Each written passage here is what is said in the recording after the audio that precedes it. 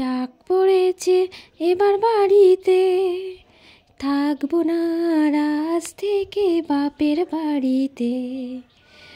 এতদিন ধরে কত জ্বালালাম, যাওয়ার আগে সবার কাছে ক্ষমা চেয়ে নিলাম।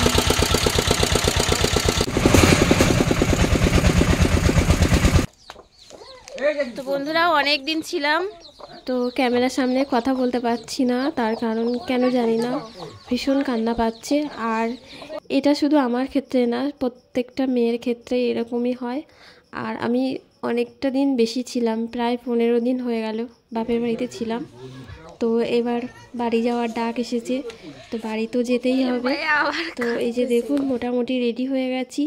আর এখানে এই যে গাছের লাউ, তো বাড়িতে এখনো কেউ খায়নি, সবে লাউ ধরেছে, তো বাবা কেটে দিচ্ছে। মানে বাড়িতে যাওয়ার সময় যেটা হয় মানে সব কিছু গোছগাছ, তো তারই সব গোছগাছ চলছে। তো পুরো ভিডিওটি আপনারা দেখতে থাকুন বন্ধুরা, আশা করি আপনাদের ভালো লাগবে। কি নিয়েছো?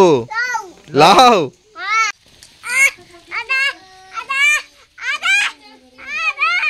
আর এখানে দেখুন সবাই রেডি হয়ে গেছে, আর ভ্যানও এসে গেছে বাড়ির সামনে। আর এই যে দাদা রেডি হচ্ছে, তার কারণ দাদা আমাদের সাথে যাবে, মানে যেখানে আর মানে লাস্ট নদীর খেয়া পার করে দিয়ে আসবে। তার কারণ এত সব ব্যাগ নিয়ে তোজোতানিকে নিয়ে আমরা যেতে পারবো না, সেই জন্য।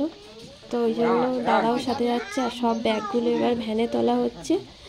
আর মোটামুটি যখন আসি তখন কত আনন্দ হয়, আর এই যে যাওয়ার মুহূর্তটা, এটা ভীষণ কষ্ট।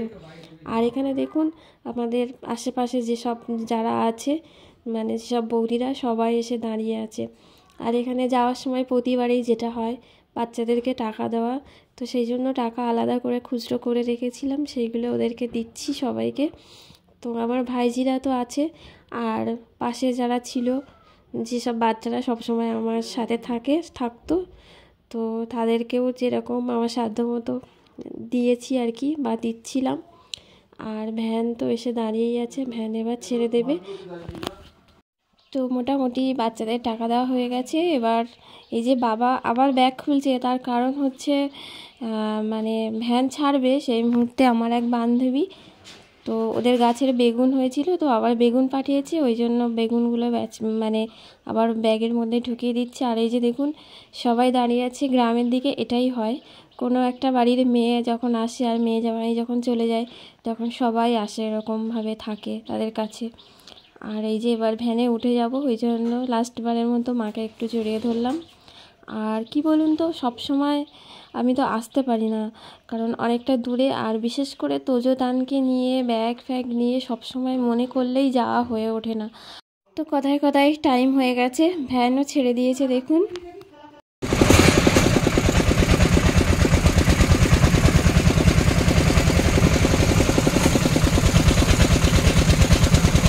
যখন বাপের বাড়িতে এই রাস্তা দিয়ে যাচ্ছিলাম, তখন মনটা কত আনন্দ হচ্ছিল যে আর একটুখানি গেলেই পৌঁছে যাব।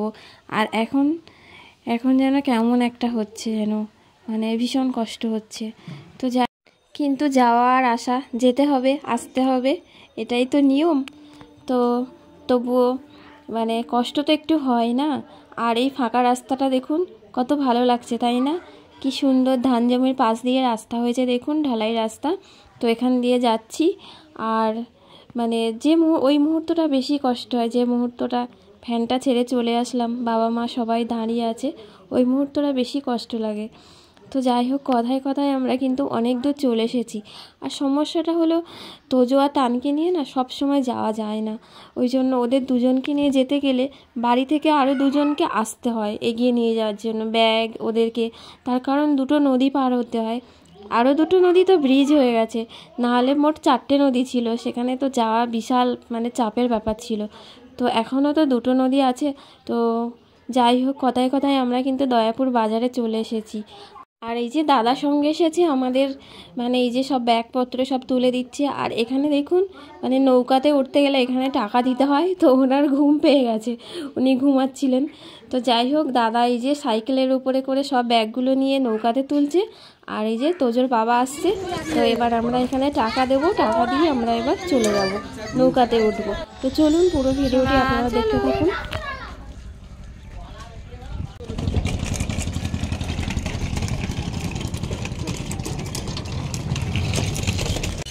আর গরমের সময় নদীতে কিন্তু খুব ঢেউ হয় এই নদীতে, কিন্তু এখন দেখুন জলটা পুরো মানে শান্ত নদী, পুরো জল পুরো ঠিক ঠিক করছে, পুরো শান্ত চারিদিকে। তো নৌকার ঘাটে চলে এসেছি, এই যে দেখুন, এবার এই নৌকাতে উঠবো আমরা। তো এবার নৌকা ছেড়ে দেবে, এই যে দেখুন।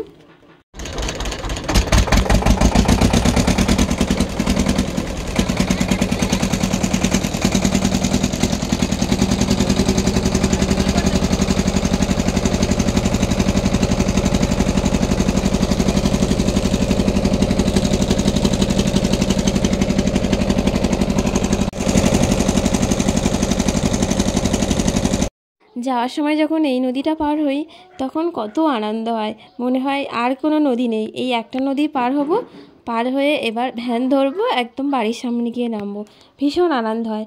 কিন্তু ফেরার সময় খুব কষ্ট হয়, খুব কষ্ট হয়।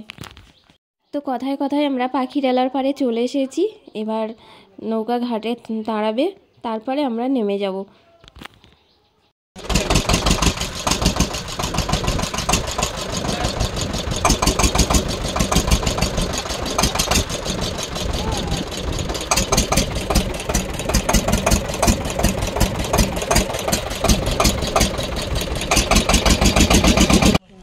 চলে আয়, চলে আয়, বড় ছেলে শুধু দোকান যেখানে সেখানে চলে যাচ্ছে।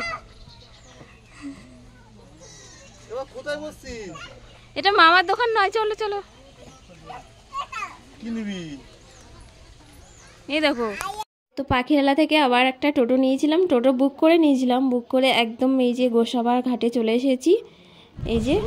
তো এবার তো এই গোসাবা ঘাট থেকে এবার আমরা গদখালি যাব, তো আমরা মানে স্পেশালে যাব, নাহলে আবার একটু দেরি হবে, নৌকা আরেক জায়গায় থামবে, ওই জন্য আমরা স্পেশালে যাব। তো নৌকাতে উঠে গেছি আর নৌকা ছেড়েও দিয়েছি, আমরা এবার গদখালি চলে যাচ্ছি।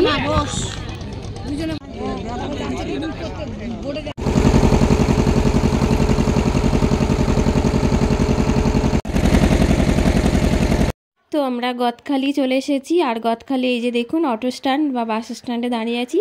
আর তোজোর বাবা গেছে এই যে অটো বুক করার জন্য, কথা বলতে গেছে। তো এখানে তো বুকিং করা হয়ে গেছে, এই যে আসছে অটোটা, এদিকেই আসছে। তো এবার অটোতে উঠবো একবারে বাড়ি। তো বুকিং করলে খরচ তো একটু বেশিই পড়ে, 200 টাকার রাস্তা 800 টাকায় যেতে হচ্ছে, তার কারণ বারবার ওঠানামা করা খুব সমস্যা, ব্যাগ নিয়ে তোজোতানকে নিয়ে, সেই জন্য। তো দাদা আর এই যে সব গাড়িতে এবার তুলে দিচ্ছে ব্যাগগুলো।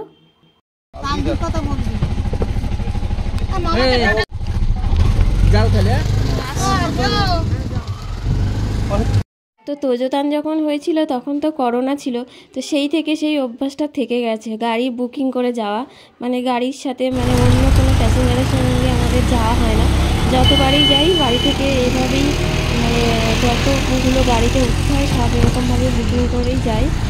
তোজোতানকে নিয়ে সামনে খুব আরামে বসি আর পিছনে সব ব্যাগগুলো থাকে। তো কথায় কথায় এই যে দেখুন সোনাখালি ব্রিজ পার হয়ে গেলাম। তো সোনাখালি ব্রিজ পার হয়ে এবার আমরা ক্যানিংয়ের দিকে ঢুকছি।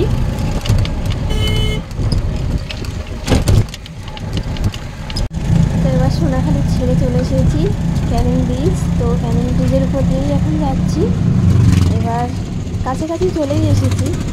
আর এই দেখুন, তো কথায় কথায় দেখুন ক্যানিং অটো স্ট্যান্ডে চলে এসেছি, কিন্তু এখানে তো দাঁড়াবে না, একবারে আমাদের বাড়ির সামনে নিয়ে যাবো গাড়ি। এই যে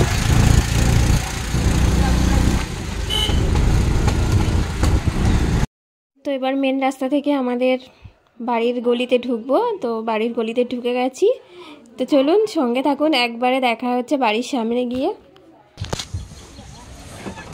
ও বাবা, তরকারি বন্ধ করে দাও।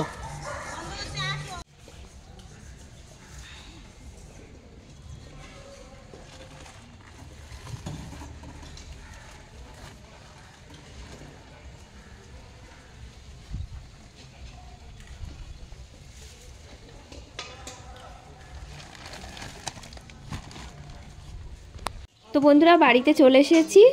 তো যাই হোক, এই ছিল আজকের ব্লগ। তো আশা করি আপনাদের ভালো লেগেছে, আর যদি ভালো লেগে থাকে তাহলে আমার চ্যানেলটিকে অবশ্যই সাবস্ক্রাইব করে দিয়ে পাশে থাকবেন। তো বন্ধুরা দেখা হচ্ছে আগামীকাল নতুন ব্লগ নিয়ে। ততক্ষণে সবাই খুব ভালো থাকুন, টাটা।